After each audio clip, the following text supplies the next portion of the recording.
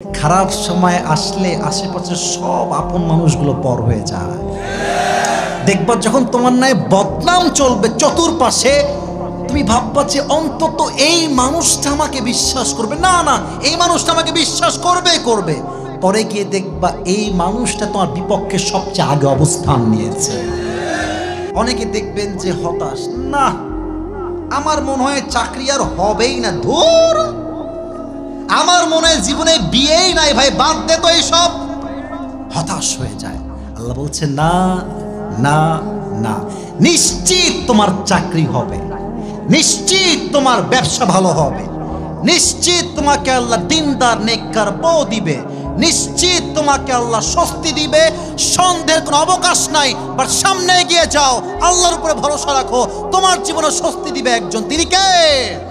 আচ্ছা হিসাব করেন তো, পুরো অক্টোবর মাসে আপনি কয়দিন না খেয়েছিলেন? কথা না বললে কথা কারে কয়, কয়দিন না খেয়েছিলেন? যদি হিসাব করেন দেখবেন যে পুরো মাসে অল্প সময় আপনি একটু ক্ষুধার্ত ছিলেন, পুরো মাসে হয়তো অল্প সময় অসুস্থ ছিলেন। তার মানে আল্লাহ যেটা বোঝাতে চায় যে বান্দা, কষ্ট যতই তোমার জীবনে আসুক, তুমি কষ্টের দিকে তাকিও না, তুমি তোমার জীবনের স্বস্তির দিকে তাকাও। তোমার চোখ, পার্সপেক্টিভ, দৃষ্টিকোণ যদি তোমার স্বস্তির উপরে থাকে, কি পেয়েছি তার উপরে থাকে, তুমি নিজেই দেখবা তোমার জীবনের দুঃখ কষ্ট অটোমেটিকলি দূর হয়ে যাবে। সুবহানাল্লাহ পড়ে সবাই। তাহলে আল্লাহ তাআলা চান যে আমাদের ফোকাস থাকবে স্বস্তির উপরে, কষ্টের উপরে নয়। This is the first topic, first highlighted topic, প্রথম বিষয় আয়াতের ব্যাপারে। দ্বিতীয় কথা, আচ্ছা আমার কথা বুঝতে কোনো সমস্যা হচ্ছে না তো? সবার থেকে শুনতে চাই, কথা বুঝতে কোনো সমস্যা হচ্ছে না তো? আমাদের জীবনে কষ্ট আছে অনেক, কষ্টের শেষ নেই। অনেক যুবক এখানে আছেন হয়তো গ্রাজুয়েট কমপ্লিট করেছেন, চাকরি নাই, বিজনেসে কোনো গতি নাই। আমাদের জীবনের কষ্ট কি এটা আমরা সবাই জানি, বাট সলিউশন, স্বস্তি কোথায় পাবেন এটা আপনি সঠিকভাবে জানেন না, ব্যাখ্যা ভালো করে বোঝেন। মাঝে মাঝে দেখবেন, আমার কথা রাগটা করছেন না তো আপনারা? মনে হচ্ছে যে আমি ওই কোম্পানিতে চাকরি পেলেই আমার জীবনটা সেটেল, বাট দেখবেন কোম্পানিতে ঢোকার পরেই কোম্পানিটা লস খাইতে পারে কি পারে না। তো আপনি ভাবছেন যে চাকরি পেলেই স্বস্তি, বাট দেখছেন চাকরি পাওয়ার পরেই আরো অস্বস্তি বেড়ে গেছে, এক নাম্বার কথা। অথবা মনে করেন আপনি একটা মেয়েকে দেখছেন, মাশাআল্লাহ ইয়ার ইয়ে আগার মেরি বিবি বন যায় তো মুঝে আর ক্যা চাহিয়ে জিন্দগি মে, কথা ঠিক আছে? এখন বিয়ের পরে যখন দেখছো, আয় হায় হায় হায় হায়, এটা তো কোনো রাজ রানী নয়, এটা কাল নাগিনী বিয়ে করে বাসায় আমি নিয়ে আসছি, ঠিক আছে কি না? তো তোমার যেটা মনে হচ্ছে স্বস্তি আমার জীবনে আসতে পারে, এটা মাঝে মাঝে তোমার জীবনে স্বস্তি নয় বরং সমস্যাও বাড়াতে পারে, ঠিক কিনা বলো? তো আল্লাহ বলছেন বান্দা দেখো আমি তোমাকে বুঝাই বলি, স্বস্তি তোমার জীবনে তুমি বুঝবা না, বাট আমি তোমার জীবনের স্বস্তি এমন ভাবে দিব যেই স্বস্তি তোমার জীবনকে ব্যালেন্সড রাখতে সহযোগিতা করবে। সুবহানাল্লাহ পড়েন সবাই। স্বস্তির বিষয়টা অনির্দিষ্ট, আল্লাহ যে কোনো বিষয়ে আপনাকে স্বস্তি দিতে পারে কি পারে না। তিন নাম্বার বিষয় খুবই মারাত্মক, এটা ভালো করে বুঝতে হবে। তিন নাম্বার বিষয় যে বুঝবে তার জীবনটা সত্যি খুবই সহজ হয়ে যাবে। ফাইন্না মাআল উসরি ইউসরা। আচ্ছা দেখেন তো শুরুর শব্দটা কি? ইন্না। এটার নাম কি? আমি সবার থেকে যারা আরবি ভাষা বোঝেন, যারা বোঝেন না, I want the answer from everyone at the same time. সবাইকে বলতে চাই শব্দের শুরুতে আছে ইন্না। বলেন সবাই কি আছে? ইন্না হচ্ছে এমন একটা জিনিস, আমি কোনো খুব বেশি ব্যাখ্যায় যাব না, জাস্ট এতটুকু বোঝাবো, ইন্না কোনো একটা বাক্যের সন্দেহ দূর করতে আসে। অনেকে দেখবেন যে হতাশ, না আমার মনে হয় চাকরি আর হবেই না, ধুর আমার মনে হয় জীবনে বিয়েই নাই, ভাই বাদ দে তো এইসব, হতাশ হয়ে যায়। আল্লাহ বলছে না না না, নিশ্চিত তোমার চাকরি হবে, নিশ্চিত তোমার ব্যবসা ভালো হবে, নিশ্চিত তোমাকে আল্লাহ দিনদার নেককার বউ দিবে, নিশ্চিত তোমাকে আল্লাহ স্বস্তি দিবে, সন্দেহের কোনো অবকাশ নাই। বাট সামনে এগিয়ে যাও, আল্লাহর উপরে ভরসা রাখো, তোমার জীবনে স্বস্তি দিবে একজন, তিনি কে? ইন্না মা'আল উসরি ইউসরা, কষ্টের সাথেই আছে স্বস্তি। চার, একটা তর্জমা আমরা সবাই ভুল করি, দেখেন খেয়াল করেন। আমরা কি বলি? আমরা বলি কষ্টের পরে আছে সুখ। কথা বলো না মুরব্বি, মুরব্বি একটু ব্যালেন্স করলে ভালো হয়, যুবকদের কষ্ট হচ্ছে, এদিকে তাকান। আমরা বলি কি কষ্টের পরে আছে সুখ, এটা সঠিক তর্জমা নয়। সঠিক তর্জমা কি আমি বলছি, সঠিক তর্জমা হচ্ছে কষ্টের সাথেই আছে স্বস্তি, অথবা বলতে পারেন স্বস্তি আছে সমস্ত কষ্টের সাথে। যদি এর অর্থ হতো কষ্টের পরেই আছে সুখ, তো আল্লাহ কি বলতেন? এদিকে তাকান, ফাইন্না বা'দাল উসরি ইউসরা, ইন্না বা'দাল উসরি ইউসরা। এর মানে কি? কষ্টের পরে আছে সুখ বা স্বস্তি। আল্লাহ বলেছেন তা নয়, বরং ফাইন্না বা'দা উসরি ইউসরা নয়, বরং ফাইন্না মা'আল উসরি ইউসরা। কষ্টটা সুখের পরে না, বা সুখের পরে কষ্ট নয়, বরং সুখও একসাথে, কষ্টও একসাথে। সুবহানাল্লাহ পড়েন।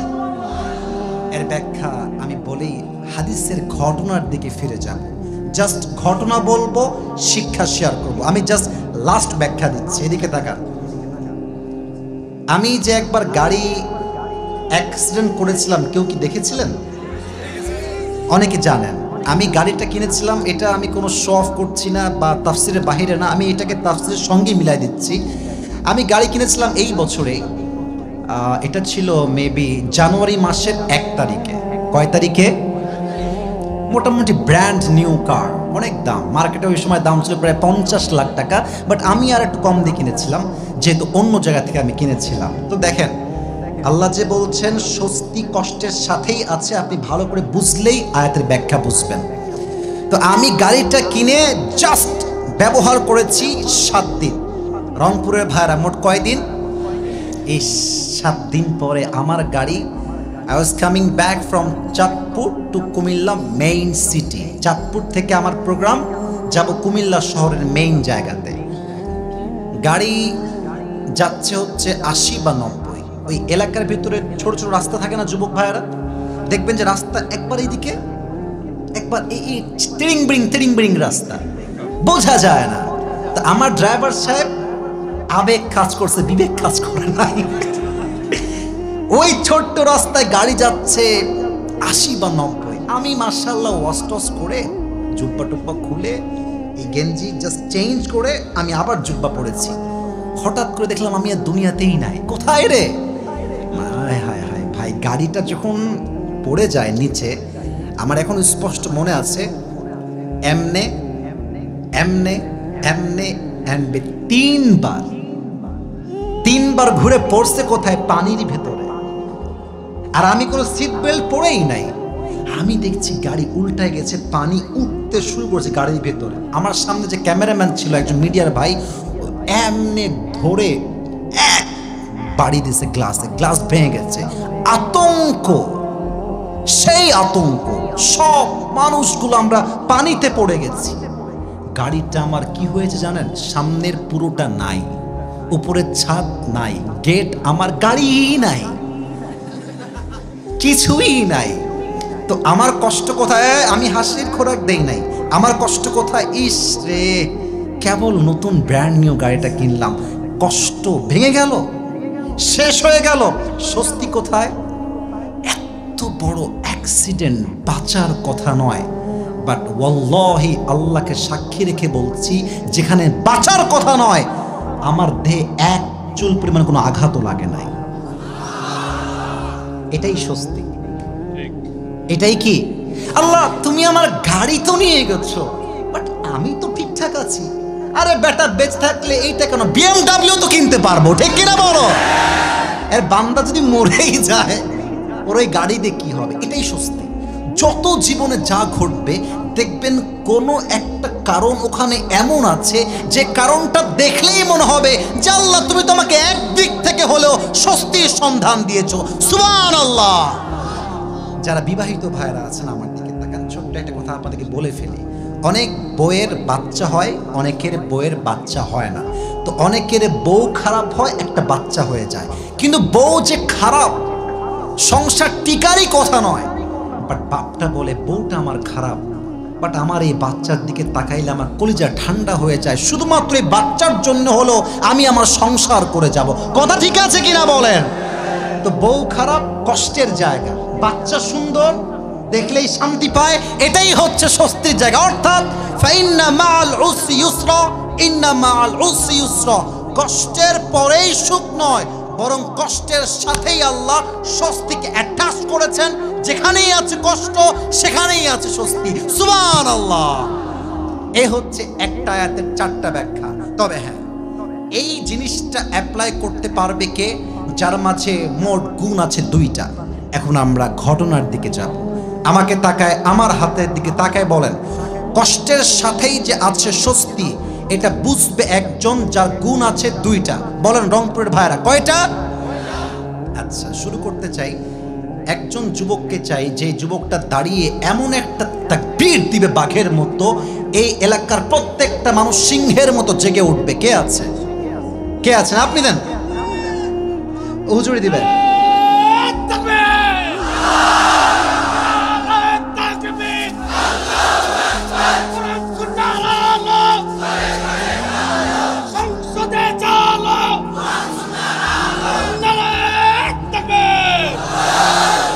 বাবারে বাবা, আল্লাহ হুজুরকে নেক হায়াত দিক। আরে পড়ে না, আমিও একটা দিই, সবাই একটা আমার সঙ্গে কাশি দেন। একটাই দিব, 2টা নয়। লিল্লাহি তাকবীর। 1 নাম্বার গুণের নাম হচ্ছে খুবই কমন, সবাই জানেন, বাট অনেক ব্যাখ্যা আছে। 1 নাম্বার গুণের নামই হচ্ছে সবর বা ধৈর্য। সবার থেকে শুনতে চাই, 1 নাম্বার গুণের নাম সবর বা, আবার বলেন, 1 নাম্বার গুণের নাম সবর বা। আচ্ছা বলেন তো, জীবনে যদি সফল হতে চান, সবর ছাড়া আর কোনো গতি কি জীবনে যুবক ভাইরা আছে? কোরআনে আল্লাহ তাআলা বলেছেন, ইয়া আইয়ুহাল্লাযীনা আমানুস্তাঈনু বিস-সাবরি ওয়াস-সালাহ ইন্নাল্লাহা মা'আস-সাবিরিন। Oh, you who believed, seek the help of Allah subhanahu wa ta'ala with 2 things. Number 1 is salah, number 2 is patience. যেই বান্দা ধৈর্য এবং নামাজ দিয়ে আল্লাহর কাছে সাহায্য চায়, আল্লাহ তাকে গায়েবী ভাবে সাহায্যের হাত বাড়িয়ে দেয়। সুবহানাল্লাহ। ধৈর্যের ফলাফল কি?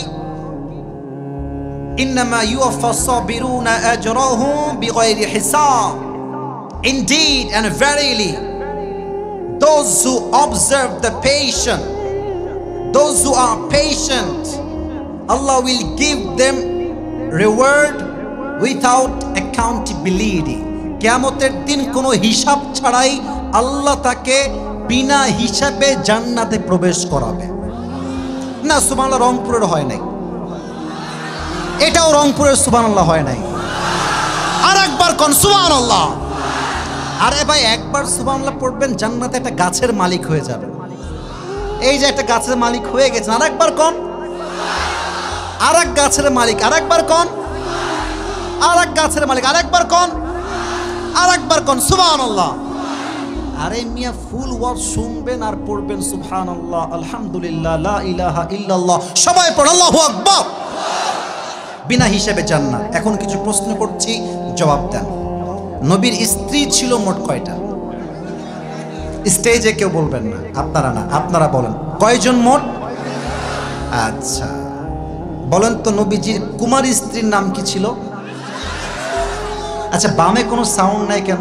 বলেন সবাই, নাম কি? রাদিয়াল্লাহু তাআলা আনহা। আরেকজন স্ত্রী আছেন যিনি নবীজির ফার্স্ট ওয়াইফ। আরেকবার কোন নামটা কি?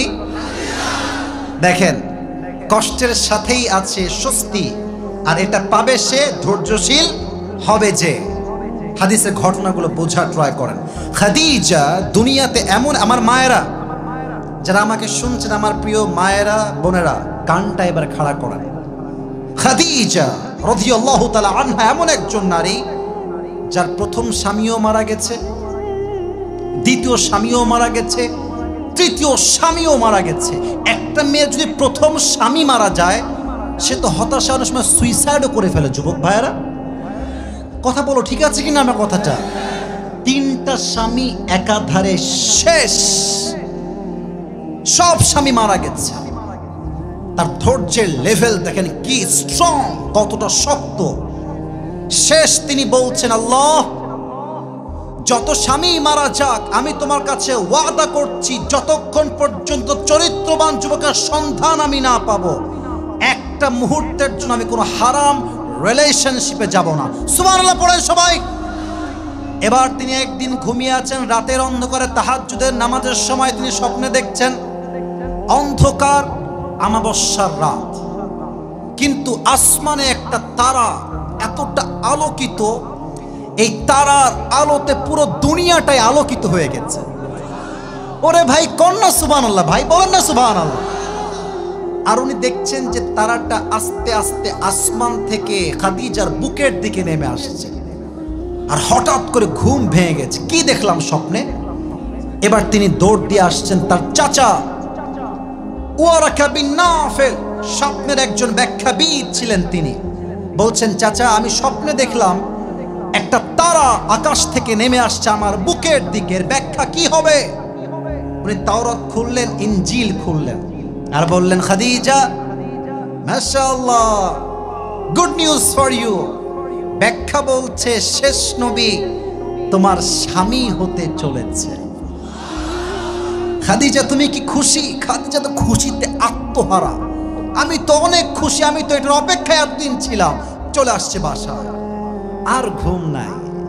কবে আসবে আমার সেই স্বপ্নের রাজকুমার মুহাম্মদুর রাসূলুল্লাহ সাল্লাল্লাহু আলাইহি ওয়াসাল্লাম, স্বপ্নের রাজকুমার। আচ্ছা আমার মুখের দিকে তাকান তো, এটা আমার হাতে আমি কি ধরে আছি? না আওয়াজ হয় নাই, বলো এটার নাম কি? রংপুরের ভাইরা, এটা আমার মুখে, এটা লম্বা লম্বা চাপ চাপ, এটা কি? আমাকে কি দাড়ি রেখে খ্যাত ট্যাত লাগতেছে নাকি? এ কথা বলো, কথা বলো, খ্যাত লাগতেছে? আনস্মার্ট লাগতেছে? আজকাল কিছু টিকটকার কোয়ালিটির মেয়ে আছে, দাড়ি দেখলে একটু চুলকায়, এদের খুব চুলকায়। আমি আজকে ওয়াজের মাঝখানেই নবীর কথা থেকে বলছি, নবীর মুখে দাড়ি ছিল, আমার মুখেও আছে, আগামীতেও থাকবে। যে দাড়ি দেখে বিয়ে করবে সেই আমার বউ হওয়ার যোগ্যতা রাখে, যে দাড়ি রেখে বিয়ে করতে চাইবে না, স্পষ্ট কথা, সে আমার বউ হওয়ার যোগ্যতাই তো রাখে না। নবীর সুন্নায় দাড়ি রেখে দেখো ফায়দা কি। নবীজি একদিন খাদিজার বাসায় আসছেন অ্যাজ এ বিজনেস পার্টনার, ব্যবসায়ের একটা অংশীদার হিসেবে। কিছু সম্পদ নিবে, ব্যবসা করবে, ব্যাগ দিবে আবার খাদিজার হাতে। এদিকে তাকান, নবী যখন খাদিজার ঘরে ঢুকেছে, বসে আছে, খাদিজা জানলার থেকে দূর থেকে দেখছে একজন যুবক বসে আছে, দৌড় দিয়ে গেছে। যুবকের চেহারা এতটা সুন্দর, এতটা সুন্দর, এতটা কোয়ালিফাইড, এতটা হ্যান্ডসাম, উনি দেখেই বুঝে গিয়েছেন এটাই মনে হয় শেষ নবী, আমার স্বামী। সুবহানাল্লাহ, জোরে সোরে কন্যা সুবহানাল্লাহ। হায় হায় হায় হায়। কিন্তু প্রিয় ভাইরা, আমরা তো চাইলে প্রস্তাব দিতে পারি মেয়েদেরকে, বাট মেয়েরা কিন্তু লজ্জা পায় একটু বেশি। তো খাদিজা নবীর কাছে প্রস্তাব দিবে কেমনে? লজ্জায় লাল, কেমনে প্রস্তাব দেওয়া যায়? তো খাদিজার কাছে একজন দাস ছিলেন, দাসী, তার নাম হচ্ছে, এমন একটা নাম যে নামটা আমরা অনেকে শুনেছি, বাট এই নামের ক্ষেত্রে অনেকের অনেক রকম কথা আছে। তো ওই দাসীকে ডেকে বলছে, শোনো, আমার একজন যুবককে পছন্দ হয়েছে, তুমি তাকে গিয়ে প্রস্তাব দিবা আমার পক্ষ হয়ে যে আমি তাকে বিয়ে করতে চাই। তো ভাই এটা কি প্রস্তাব দাও এতটা সহজ? অনেকে মাইন্ডে নিয়ে ফেলে না কথাগুলো। আরে ভাই মাইন্ড করে কি করে না, বলো না কেন? তো সে আসছে নবীর কাছে, খাদিজার দাস, এসে বলছে, ইয়া মুহাম্মদ, এটা আমাদের কোটি কোটি যুবকদের মনের কথা, এই যে কথা আমি এখন বলবো। আচ্ছা তুমি বিয়ে কেন করো না মুহাম্মদ? তোমার বয়স মাশাআল্লাহ 25 ইয়ার্স ওল্ড, 25 বছরের বয়স, দেখতেও মাশাআল্লাহ সুঠাম দেহের ছেলে তুমি। Why don't you get married very soon? বিয়ে করতে চাও না কেন? নবীজি বলছেন, বিয়ে তো করতে চাই, বাট সমস্যা এক জায়গায়, টাকা পয়সাও নাই, বাড়ি ঘরও নাই, আমাদের একই সমস্যা। আচ্ছা একটা জিনিস দেখেন তো, প্রত্যেকটা মেয়ের বাপ যদি বলে যে বাবা তোমার চাকরি নাই, ব্যবসা নাই, আচ্ছা শোনো তুমি আমার মেয়েকে বিয়ে করে রেখে দাও, তুমি তোমার মতো চলো, আমার মেয়েকে আমি চালাবো যতক্ষণ পর্যন্ত তুমি প্রতিষ্ঠিত না হও। আমি ঠিক না বললে ওয়াজই করবো না আজকে। তো দেখবেন যে এই চিন্তা বাপের মাথায় আসলে এই দেশের 90% নয় 100% জেনার সংখ্যা কমে যাবে, বিয়ের সংখ্যা বেড়ে যাবে, ঠিক কিনা বলো? তো বলছে মাফ চাই, আমি আসলে টাকা পয়সা নাই তাই বিয়ে করতে পারছি না। এবার সুযোগ বুঝে কোপ দিয়েছে, বলছে ও আচ্ছা, আরে টেনশন নাই, আমার কাছে এমন এক পাত্রীর সন্ধান আছে যাকে বিয়ে করলে তোমার দেনমোহরও দেওয়া লাগবে না, থাকার জায়গাও দেওয়া লাগবে না, কোনো প্রকার ভরণ পোষণ কাপড় চোপড় কিছুই দেওয়া লাগবে না, বরং তুমি তোমার জীবনে যা ব্যবসা করতে চাও তার সমস্ত মূল ধন সে তোমাকে দান করবে। নবীজি বলছে doesn't make any sense, কি বলছেন? এইরকম মেয়ে এই যুগে পাওয়া যায়? বাস মুহা, ওই মেয়েটার নাম কি, সন্ধান দেন, আমিই যাব প্রস্তাব নিয়ে। বলছে ইসমুহা খাদিজা। অবাক করা বিষয়, নবীজির প্রস্তাব আসার আগেই নবীজি মনে মনে খাদিজাকেই পছন্দ করতেন। সুবহানাল্লাহ। নবীজি বলছেন ঠিক আছে, বুঝে গিয়েছি প্রস্তাবটা কার পক্ষ থেকে আসছে, আমার কোনো আপত্তি নাই, তবে আমার একটা সমস্যা আছে, আমি তো আমার একাই একজন হকদার মানুষ নই, আমার এক চাচা আছে। চাচার নাম কি, কে বলতে পারে? বামে কয় ডানে কয় না, চাচার নাম কি বলেন সবাই? বলছে আপনি যান, আমি আমার চাচাকে নিয়ে আপনার বাসায় আসছি। এবার মাশাআল্লাহ চাচা ভাজ্জা দুজন মিলে বাসায় গিয়েছে খাদিজার বাসায়। মাশাআল্লাহ বিয়ের কথাবার্তা পাকা, ডেট ফাইনাল। তো এখানে একটা কথা সবাইকে বলছে, আব্বা জান, যুবকেরা বাদ দেন, আব্বা জানরা তাকান, যখন ছেলেকে বিয়ে দিবেন 10 এলাকার লোক দাওয়াত দিয়ে কোনো লাভ নাই, কোনো লাভ নাই। কলিজা এমনে কেটে বের করে খাওয়াবেন, লবণটা একটু কম হয়েছে। ওই নিজের বিয়ের যে 5 লাখ টাকা খাওয়াবা, ওটা ব্যাংকে রেখে দাও, ব্যবসা শুরু করো, যত বিয়েতে খরচ কম, বিয়েতে তত বরকত বেশি। তো বিয়ের আয়োজন হলো, একদম কিছু সামান্য লোক আসছে। আবু তালেব বলছে বিয়ে তো মুহাম্মাদের হচ্ছে, আমি মাফ চাই, উই বিলং পুর family, we belong middle class family, আমরা মধ্যবিত্ত পরিবারের সন্তান, লাখ লাখ টাকা দেনমোহর দেওয়ার সামর্থ্য আমাদের নাই, বাট একটা মোহর দিব একসঙ্গে 20টা উট। রংপুরের ভাইয়ারা কয়টা উট শুনি নাই, বলেন সবাই কয়টা? মোহর দিয়ে দিয়েছে 20টা উট। খাদিজার মন কত বড়! আরে মেয়েদের এরকম মন বড় হওয়া দরকার। 5 লাখ থাকলে 3 লাখ স্বামীকে দেওয়া যায়, স্বামী 3 লাখ নাও, ব্যবসা শুরু করো, যখন বরকত হবে তোমারও লাভ, আমারও লাভ, বাচ্চারও লাভ। তো খাদিজা দেখেন, স্বামীর তো খাওয়ানোর মতো সামর্থ্য নাই, মেহমানকে কেমনে খাওয়াবে? তো খাদিজা বলছে টেনশন নাই, আমাকে যে 20টা উট মোহর দেওয়া হয়েছে, এই 20টা উটকে জবাই করো মেহমানদের খাবারের জন্য। 20টা উট মোহর হিসেবে দেওয়া হলো, কবুল হলো, আকদ হলো, নিকাহ আকদ সব ডান। বাসরাত, বিয়েতে বাসরাত হয় না? যুবকরা লজ্জায় এসে, আরে ভাই হয় না? হয় না, হয়। তো নবীজি বাসরাতে আসছেন, এটা হচ্ছে আমার হাদিসের মূল পয়েন্ট। এখানে আমি আমার মূল মেসেজ দিতে চাই। খাদিজা বসে আছেন ঠিক খাটের ডান দিকে, বলেন সবাই কোন দিকে? নবীজি আসছেন, এসে সালাম দিয়েছেন। এখানে এখানে মনোযোগ দেন, যা শুনেছেন এখানে মনোযোগ দেন। তো আসার পর নবীজি সালাম দিয়ে খাদিজার বাম পাশে বসেছেন।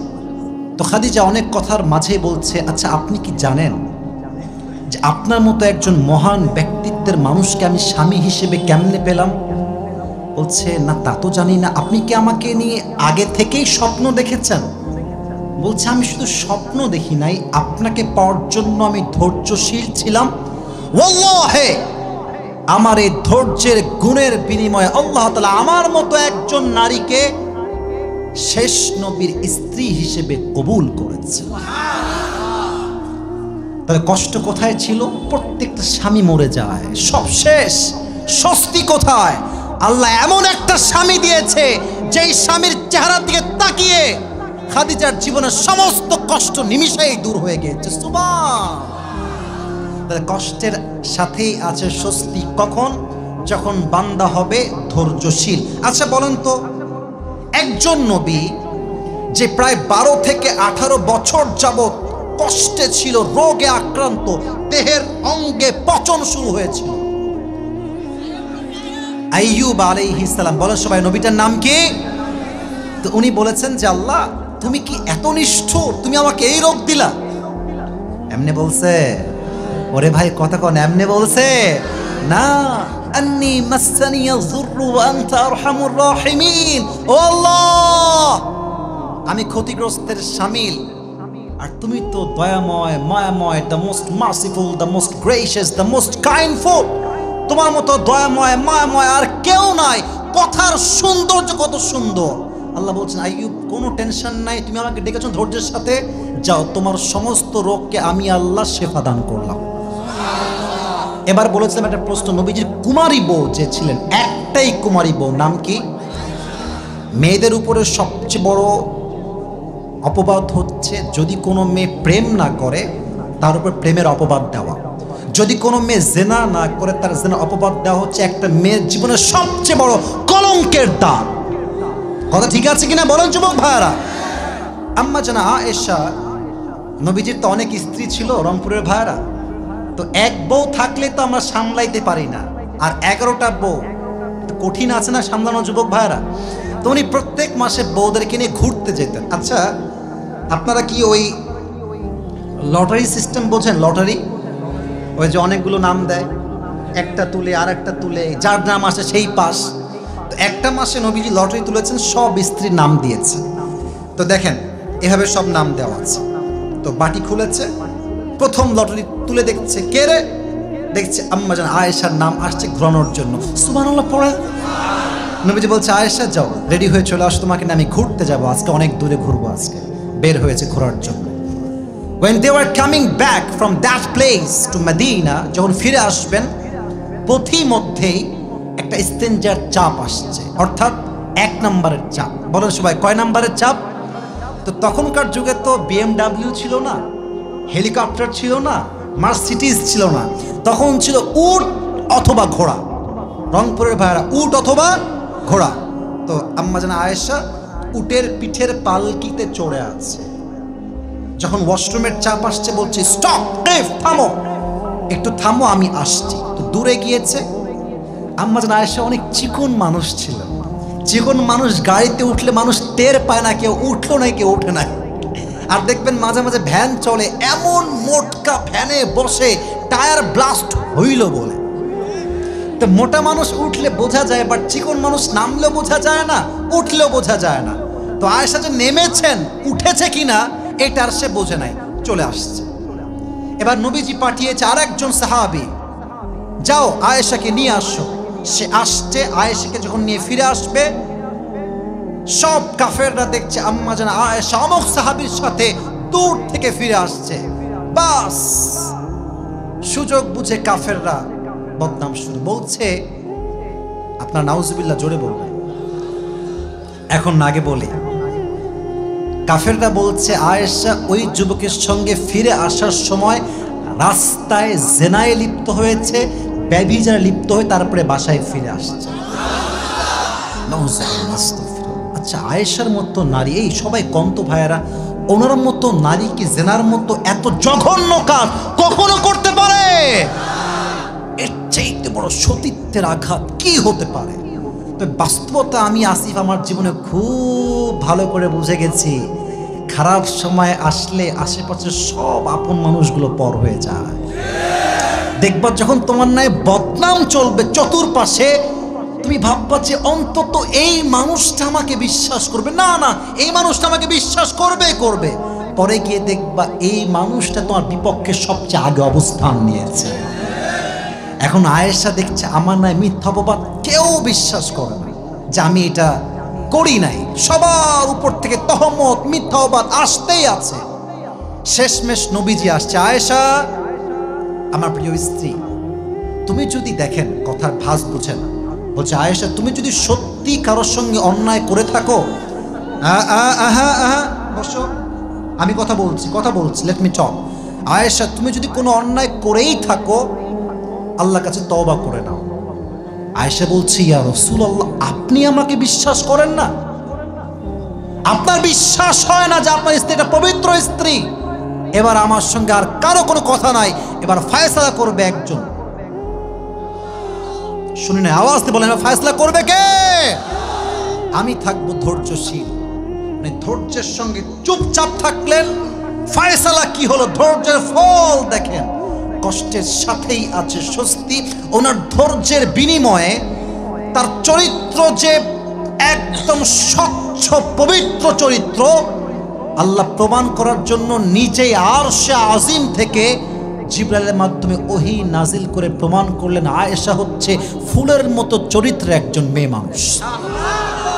সুবহানাল্লাহ। তো রংপুরের হয় নাই, এটাও হয় নাই। আরেকবার কোন সুবহানাল্লাহ। তো যখন অপবাদ আসছে জেনা করেছি, কষ্ট, যখন আল্লাহ আয়াত নাজিল করেছে যে আমার বান্দি অপবিত্র নয় পবিত্র বান্দি, সমস্ত কষ্ট স্বস্তির দ্বারা দূর হয়ে গিয়েছে। ঠিক কিনা বলো? ধৈর্য আছে যার, সেই পাবে কষ্টের সাথে স্বস্তি।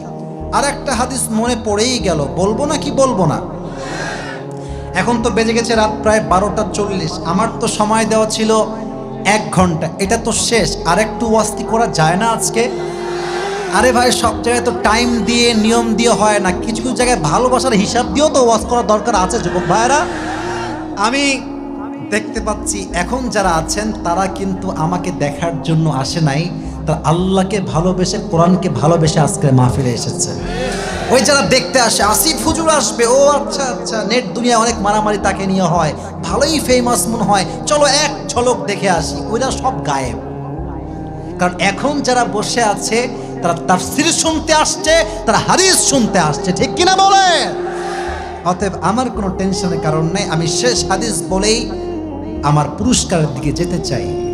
সবচাইতে সবরের বেস্ট এক্সাম্পল হচ্ছেন আমাদের প্রিয় নবী মুহাম্মদুর রাসূলুল্লাহ সাল্লাল্লাহু আলাইহি ওয়াসাল্লাম। আমার প্রিয় যুবক ভাইরা, নবীর উম্মত হতে পেরে আমরা সবাই খুশি না বেজার? অনেকে নবীকে আদর্শ নয়, মেসিকে আদর্শ মানতে চায়, রোনালদোকে আদর্শ মানতে চায়, স্বৈরাচারদের পা ছাড়া দালালদেরকে আদর্শ তারা মানতে চায়। আমাদের আদর্শ কোনো মেসি নয়, রোনালদো নয়। আমাদের আদর্শের জায়গা বিশ্বনবী মুহাম্মদুর রাসূলুল্লাহ সাল্লাল্লাহু আলাইহি ওয়াসাল্লাম। ঠিক কিনা বলো যুবক ভাইরা? নবীর জীবনে কষ্ট দেখেন, একদম বাচ্চা কাল থেকেই শুরু। নবীর জন্মের আগেই চলে গেছে কে? বাবা। জন্মের ঠিক 6 বছর পরে, আয় হায়, এই হাদিসটা বললে আমার ইমোশনটা আমি কন্ট্রোল করতে পারি না। আমি নিজে ওমরাহ করে আসছি আল্লাহর রহমতে, আলহামদুলিল্লাহ। আপনি যখন নবীজির মায়ের কবর জিয়ারত করতে যাবেন, হাজী সাহেব অনেকে থাকতে পারেন এখানে, নবীজির মায়ের কবরের আশেপাশে পাথর আর পাথর, পাথর আর পাথর। আপনি ভাববেন যে এই জায়গায় নবীর মায়ের কবর হয়েছে কেমনে? How come it possible man? চারদিকে পাথর আর পাথর। 6 বছর বয়স আমার প্রিয় নবীজি আম্মাজানকে নিয়ে বাহিরে ঘুরতে আসছে, হঠাৎ করে তার মা পেটে হাত দিয়ে ঘোড়া থেকে নেমে চুপ করে বসে গেছে, কোনো কথা নাই, এমনি কাতরাচ্ছে। আর নবীজির বয়স মাত্র 6। আম্মাজান কি হয়েছে আপনার, আপনি কাতরাচ্ছেন কেন? নবীজিকে মা কোলে নিয়ে বলছে, মুহাম্মদ, প্রত্যেকটা আলো একদিন নিভে যায়, প্রত্যেকটা যৌবন একদিন শেষ হয়ে যায়। মুহাম্মদ, তোমার মায়ের হায়াত মনে হয় আজকে শেষ। এই কথা বলেই জায়গায় স্পট ডেথ, জায়গায় শেষ। নবীজির বয়স মাত্র 6, কিছুই বোঝে না। উম্মে আয়মান দাসী বলছে, মুহাম্মদ চলো, কবর দেওয়া শেষ, চলো এখান থেকে। আমার নবীজি আমার আমার আমার আমার মুভমেন্ট, আমার বডি দেখেন, আমার বুক দেখেন, চেহারা দেখেন, এটা হচ্ছে কবর। এক্সাম্পল, এটা হচ্ছে কবর। নবীজি বসে আছেন, এই 2 হাত এমনি দিয়ে কবরের উপরে এমনি হেলান দিয়ে আছে আর কাঁদছে। আম্মা জান, দুনিয়াতে তো আপনি আমার সব, আম্মা আপনি কোথায় গেলেন? চিৎকার, ছোট্ট বাচ্চার চিৎকারে পুরো মরুভূমির জায়গাটা শুনশান হয়ে গেছে। মুহাম্মদ কাঁদছে সাল্লাল্লাহু আলাইহি ওয়াসাল্লাম, আর উম্মে আয়মান তার ডান হাত ধরে এমনি টানতেছে, তাও আসবে না, ওখানেই থাকবে মায়ের ভালোবাসা। মা শেষ, ভরসা আব্দুল মুত্তালিব দাদা শেষ, আবু তালেব শেষ, খাদিজা শেষ, 4টা সন্তান ছেলে সব শেষ। নবীজি কষ্টের যন্ত্রণায়, এদিকে তাকান, কাবা দেখেছেন না আপনারা সবাই? কাবা কালার কি, সাদা না কালো? কথা কোন, সাদা না কালো? হাতিমে কাবা নাম শুনেছেন সবাই আপনারা? তো নবীজি এমনে হেলান দিয়ে বসে আছে, বাবা নাই, মা নাই, দাদা নাই, চাচা নাই, শখের একটা মাত্র স্ত্রী খাদিজাও নাই, চারটা মাত্র ছেলে সন্তান তাও নাই। কাফেররা কয়, এ মুহাম্মদ তোর বংশের লেজ কাটা, তোর কোনো সন্তান হতে বেঁচে নাই, তুই লেজ কাটা বংশের মানুষ। কষ্টে এমনে হেলান দিয়ে শুয়ে আছে। আনাস আসছে, ইয়া রাসূলুল্লাহ আপনার চোখে পানি কেন নবী হে? নবীজি কষ্টের কথা বলছেন আর চোখ দিয়ে গড়গড় গড়গড় করে পানি পড়ছে। হঠাৎ করে আনাস দেখছে নবীর চোখে আর পানি নাই, নবীর চেহারা একটা মুচকি হাসি বের হয়ে গেছে। না সুবহানাল্লাহ হয় নাই, আরো হয় নাই, বলো সুবহানাল্লাহ। ইয়া রাসূলুল্লাহ আপনি না কাঁদছিলেন, আপনার চেহারায় হাসি কেন? নবীজি বলছে, আনাস কষ্ট এই বুকে অনেক জমা আছে, বাট এখনই এই মুহূর্তে আল্লাহ তাআলা আমাকে হাউজে কাউসারের মতো নিয়ামত দান করেছেন। আমার সমস্ত কষ্ট স্বস্তির দ্বারা বদলে গেছে। আনাস সুবহানাল্লাহ বলে। এই হাউজে কাউসার কোন পানি? কিয়ামতের দিন যেই বান্দা হাউজে কাউসার থেকে এক ঢোক পানি পান করবে, জান্নাতে যাওয়ার আগ অবধি সে কখনো আর তৃষ্ণার্ত হবে না। সুবহানাল্লাহ। অতএব যুবক ভাইরা, মেইন মেসেজ, সমস্ত কষ্টের সাথেই আছে স্বস্তি। স্বস্তি পাবে সে ধৈর্যশীল হবে, এক নাম্বার। দুই, এটা একদম সারসংক্ষেপ, এখন শেষ হয়ে যাবে। সোনামণি, এই যে এইটা বসে পড়ো বাবু, বসে পড়ো, দোয়া করে যাও, এই তো দোয়া হয়ে যাবে, বসে পড়ো, ওখানেই বসো। দুই নাম্বার, কষ্টের সাথে স্বস্তি পাবে যে আল্লাহর উপরে ভরসা করবে। বলেন তো আমাদের সমস্ত কষ্টের ভরসা একজন। ইয়ার মানে সুনা নেই, জোর সে বলো কোন হ্যাঁ? আমাদের শেষ ভরসার জায়গা একজন, তিনি কে? কোরআনে আল্লাহ তাআলা বলেছেন, ওয়ামাই ইয়াতাওয়াক্কাল আলাল্লাহি ফাহুয়া হাসবুহু, এভার ট্রাস্ট ইন আল্লাহ সুবহানাহু ওয়া তাআলা, আল্লাহ ইজ সাফিশিয়েন্ট ফর হিম। যে ব্যক্তি আল্লাহর উপরে সমস্ত কষ্টে ভরসা করে, আল্লাহ একাই তার জন্য যথেষ্ট হয়ে যায়। সুবহানাল্লাহ পড়েন। তাহলে কষ্টের সাথে স্বস্তি পাবে দুই ধরনের ব্যক্তি, দুই গুণের ব্যক্তি। আমার সঙ্গে বলেন সবাই, এক হচ্ছে সবর বা, এই যে কথা কনা, শেষ ভালো যার সব ভালো তার, সবর বা ধৈর্য। বলেন সবাই, সবর বা। দুই, স্বস্তি সেই পাবে যার মাঝে আছে তাওয়াক্কুল, অর্থাৎ সব ভরসার জায়গা, এক সত্তা। আওয়াজ দিয়ে বলেন, তিনি কে? এবার সবাই দুটো হাত তুলেন, সবাই দাঁড়ায় থাকা ভাইরাও হাত তুলেন। আমাকে সবাই, আমি যা বলি you have to repeat after me. সবাই জোর দিয়ে বলেন, হুজুর। এটা জোর দিয়ে হুজুর হইল রে, জোরে কোন হুজুর। আমরা ওয়াদা করছি, আমরা কেউ দোয়া না করে এই জমিন, এই যে এমনি হাত দেখায় বলবেন ছাড়বো না। আমি দেখি না সবাই এমনি ছাড়বো না। এবার সবাই কোন ইনশাআল্লাহ। এবার যে উঠে যাবে ওর ইমানের ঠিক নাই। লা ঈমান আলা লিমান লা আমান আলা। যার কথা ঠিক নাই তার ইমানের ঠিক নাই, ঠিক কিনা বলো?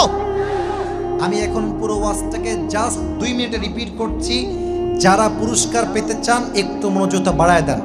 আজকে আমরা কত নম্বর পারা থেকে তাফসীর শুরু করেছিলাম? Right answer. বলো সবাই, কত নম্বর পারা? সূরাটার নাম হচ্ছে সূরাতু আলাম নাশরাহ। এই সূরার মাত্র 2টা আয়াত থেকে আমি কথা বলেছি। আয়াতটা হচ্ছে ফা ইন্না মাআল উসরি ইউসরা, ইন্না মাআল উসরি ইউসরা। এর অর্থ এই নয় যে কষ্টের পরে আছে সুখ, বরং এর অর্থ হচ্ছে কষ্টের সাথেই আছে স্বস্তি। সুবহানাল্লাহ পড়েন সবাই।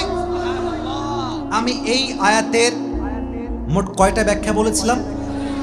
এখন সবাই বলেন, শেষে গিয়ে জাস্ট একজন বলবেন এই আয়াতের মোট কয়টা ব্যাখ্যা? 1 নাম্বার ব্যাখ্যা হচ্ছে খুবই সহজ। আল্লাহ চান আমাদের ফোকাস, কনসেন্ট্রেশন কষ্টের উপরে নয়, কিসের উপরে হওয়া লাগবে? স্বস্তির উপরে। যত আপনার ফোকাস স্বস্তির উপরে, দেখবেন যে না পাওয়া নিয়ে কোনো অভিযোগ নাই, যা পেয়েছি তাতেই পড়বো মন খুলে আলহামদুলিল্লাহ।